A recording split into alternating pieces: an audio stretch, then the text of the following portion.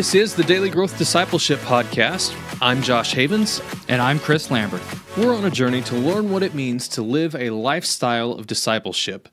We're glad you're joining us today, and we hope that as you set aside this time for God, that He will help you grow today in the everyday moments of life. Have you ever been afraid to get the thing you want most?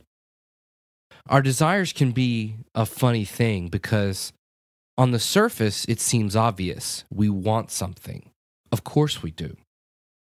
But I came across a story recently wherein there were 3 travelers and they were after this box. You could think of it almost like a genie's lamp. And that this box, once opened, would grant them their heart's deepest desire. And as they went on this journey, they fought through many trials and circumstances, and they finally achieved the thing that they sought, this box. All they had to do was open it, and their heart's desire would be granted. But a funny thing happened. Each of the men stood before the box, too afraid to go through with opening it. And it got me thinking about my own desires. Would I too be afraid of opening the box and finding out what might lie under the surface? Because on the one hand, if you asked me, what's my deepest desire in life? What am I living this for? I can quickly rattle off in good Sunday school fashion that my purpose is to live for Christ, to be a good disciple and worship Him and see others saved and worship Him as well. And that's a good thing to desire. But is that what my heart truly desires? Would I be bold enough to open that box to see that desire come true? Or might I feel a pinch of darkness hiding away somewhere deep dark that I'm not even willing to admit to myself? Well, in this chapter, as we talk with Adele, we get to talk a little bit about the rhythms that we create in our lives, the spiritual disciplines, and the desires of our hearts that keep us returning to those spiritual disciplines.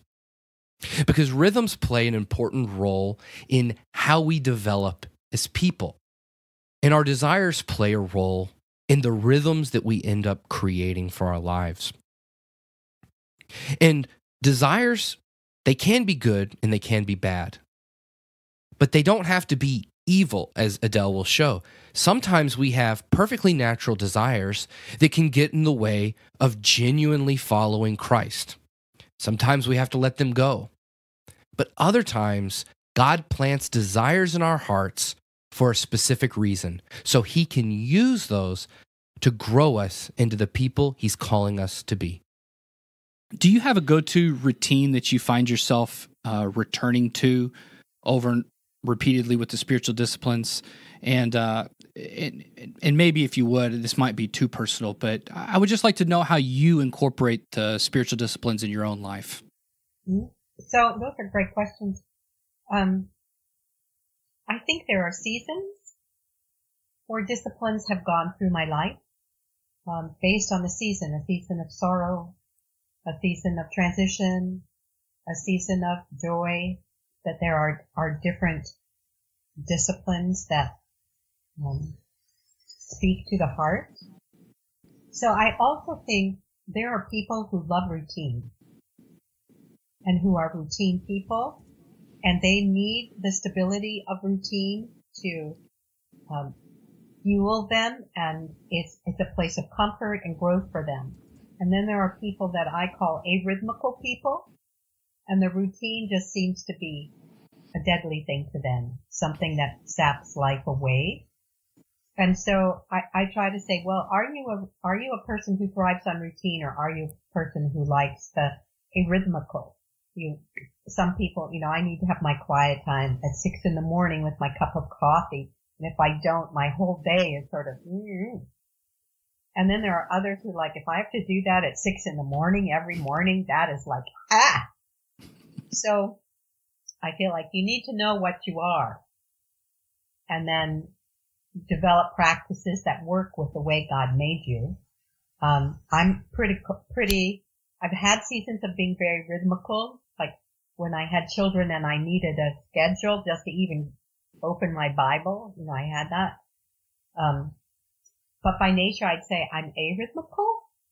And so I like right now, I would say I'm praying morning and evening prayer, that I'm trying to do it daily, or what I would say regularly, but daily is for me what I'm trying to do.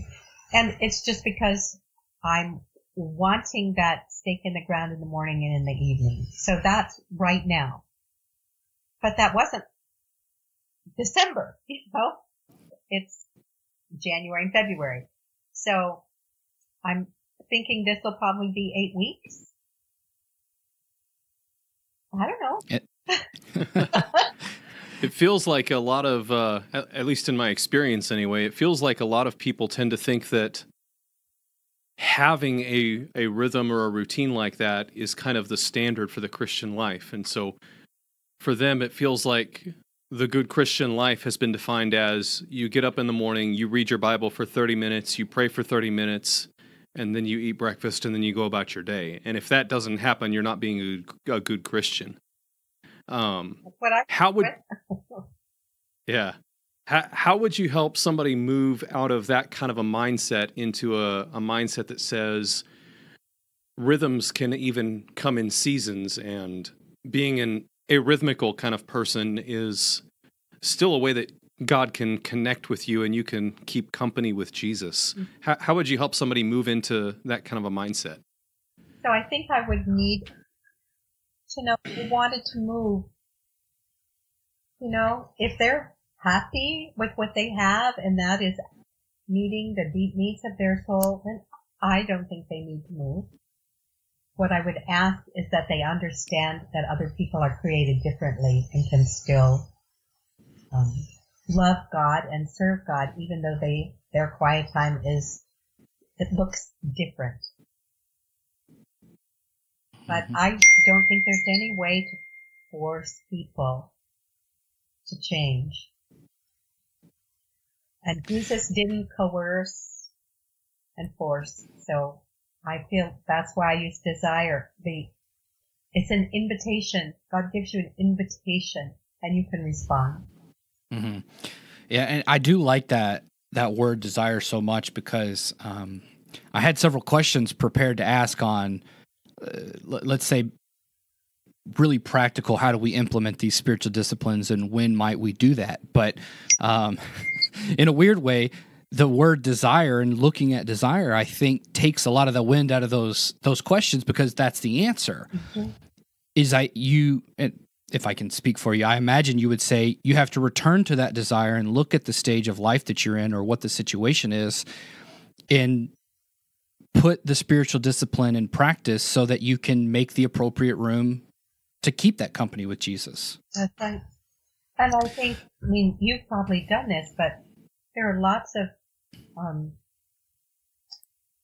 gospel stories, I think, that invite us to name our desires, and that I will continually go back to the story of Bartimaeus, where Jesus says, "What do you want me to do for you?" And he says, "I want to receive my sight." And I think, okay, if Jesus was asking me, Adele, what do you want me to do for you? What's my answer? And that answer helped me look at what practices. Do you ever dig deeper, or do you have questions that you dig deeper under that surface question? Because I know I get caught up with sort of my desires on the surface level, but when I dig deeper, or let me put it this way, I have been afraid to actually look deeper because I'm not sure I want to know the desires of my heart in some cases. And in others, I don't even know what I should desire or what my heart is actually longing for. So I think desires can be very scary and make you feel very vulnerable, and that there is a space between naming a desire and demanding it of God. That is a very uncomfortable space. Here's my desire. And maybe I go my whole life without that desire being met in the way I think. So if I'm put in a space between desire and demand, I believe that's a space of waiting and meeting God. And in that space, I may pray for God to, one, change my desire. Okay, so if this is the wrong desire, then please remove it. Okay. If that doesn't happen, help me to live with this desire in a way that still is creative and sees you as loving. So I feel like I also may have to say, and help me to live with not yet as an answer. So I feel like in that space, I have this conversation with God. I may also have to say, what is the desire beneath this desire? Is there this desire really about some longing that only God could meet on a soul level? So I think there's a number of ways that we unpack desire and let the Spirit unfold what God is inviting us to. Yeah, I like that. And I assume it sort of works. I think what you're talking about, even for conforming our evil desires or sinful desires into godly ones or overriding them. There's been a good deal of research out now about what it takes to break a habit. And I know, growing up, it's sort of just the effort model. Oh, you just got to try harder, or don't do that. Pull yourself up by the bootstraps and just work harder. And what a lot of the brain research that has come out and said, like, a lot of these desires and habits get inroaded physically into our brains. And so sometimes we have desires that we will just come to God and I don't want to do this. I don't want to do this, right? It's the Romans 7 model. I'm doing the things that I don't want to do and I desperately trying not to. And how can I do this? And so I love how you talk about that and maybe you can correct it, because it would seem like, to me at least, you have to live with both. I mean, we have to figure out a way to live with both, because at least for myself, I haven't completely eliminated evil or sinful desires. I have to live with them. But I hope that continually feeding the desires of Jesus, feeding the Spirit, not the flesh, that in time those desires will completely overtake the sinful desires. Well, I agree. I feel like it's who you look at that shapes who you are, who you hang out with impacts your responses, and who your heroes and role models are. It's who am I looking at? And if I'm just comparing myself, so,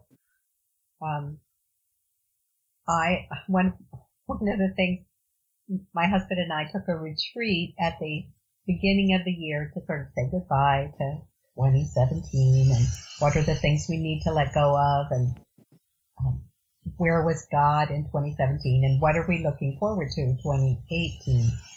And I thought a couple of the things I need to let go of. One is comparing myself to people who are retired.